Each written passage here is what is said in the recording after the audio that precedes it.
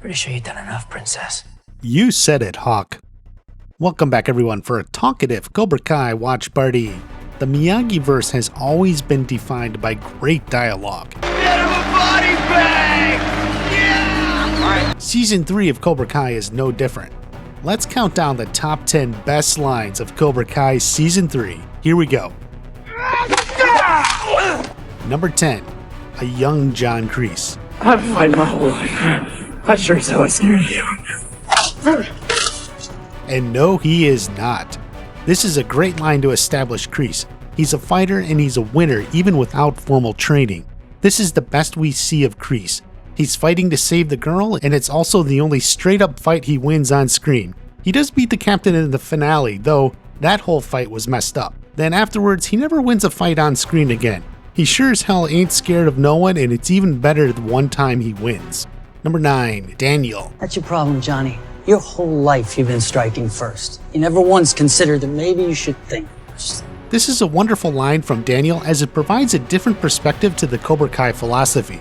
Really, Daniel is just advocating what I've said for a long time: you need to use judgment in all your situations. Thinking first can help, as not every situation requires you to strike first. Although Daniel needs to remember Johnny's strike first saved their butts at the criminal auto repair shop. Number 8, Chosen. Honk! Okay, not a whole lot to say about this. It's a callback, it's a great moment. It's great to see how much Chosen has grown and changed from Karate Kid 2. If anything, this is a glimmer of hope for all the rivalries out there. Maybe the others can end up like this one. Number 7, Amanda's A lead? What are you, Tango and Cash? a fun reference to an old cop movie. It's a good line from Amanda that puts a little perspective on the Johnny-Daniel team-up cop adventure. All of this is some of the best stuff of the season, and Amanda captures the audience's perspective perfectly. Number 6, Johnny. You're not a kid anymore. The world isn't just gonna hand it to you. You want something, you have to crawl across the floor. Use your damn teeth if you have to. You're gonna do whatever it takes. And I'm always gonna be right here next to you. Because I'll always be your teacher. This is the Johnny we love. It's the Johnny and Miguel moments like this that have really sold the show. You gotta love the never give up, never accept defeat attitude with the fall at the end. Oh shit. It's alright, you felt like a champ. It's classic. Number 5, Johnny again. There you go, how's that? Hey, that's,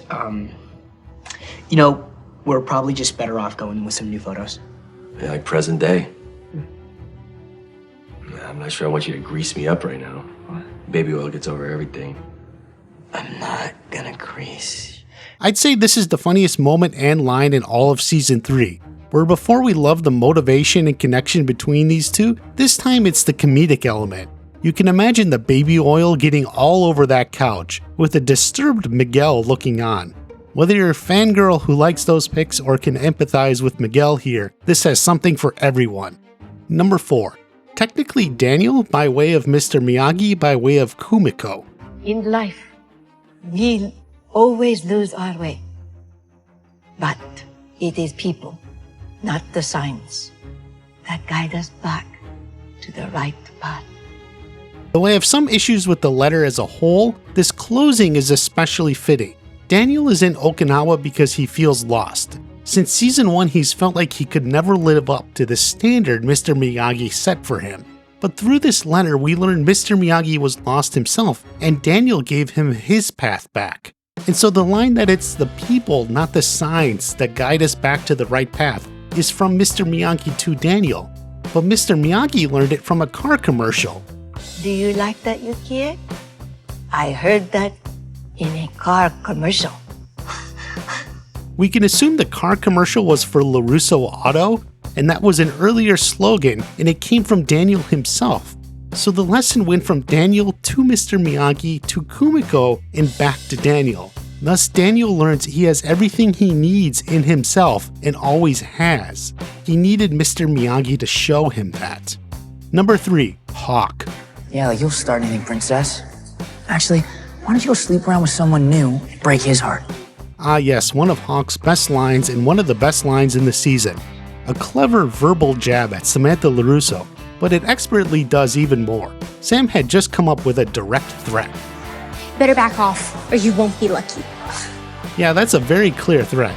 However, after seeing Consular Blatt, Hawk knows he has to de-escalate the situation and still save face like a badass. So he says his piece and Sam escalates again and pushes him. Now if you saw my world-renowned analysis of Sam, you would remember I said her biggest problem is she doesn't take the chance to step down or de-escalate a situation, and this is another great example. Also keep in mind who did this first. That was a lucky point. It's gonna be your last. Why? Leaving early to fix that stupid haircut? Ah yes, Robbie managed to use words with Hawk without needlessly resorting to violence. Sadly, Robbie is one of the boys whose heart was broken by Sam's promiscuous cheating. He deserves better. Good job, Hawk. Number 2, Crease. But I don't really blame Rob. Because you know what they say. There's no such thing as a bad stew. This line is killer. Right at the end of the first episode, it knocks a punch. Now there's a question, how does Crease actually know Mr. Miyagi's famous line to say this? I'd like to think it's something Daniel would have said in a car commercial or some community outreach program. They are many celebrities, and it makes sense Crease was living under that same LaRusso banner just like Johnny. He heard it and knew to use it. Number 1, Daniel. Show me cast the rod. Okay, it's a little cheesy and not as good as the originals, but I really loved this moment the first time I saw it.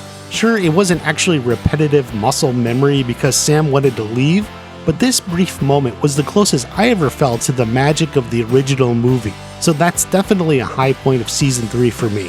What do you think of the list? Any favorite lines of your own you'd like to add? Leave a comment and let me know. Be sure to subscribe to the channel, there's always more coming. Have a great day, I'll see you at the next watch party. Show me. Grease me up right now. Sleep around with someone new, break his heart. Honk! That sure is how I scare you. There's no such thing as a bad stew.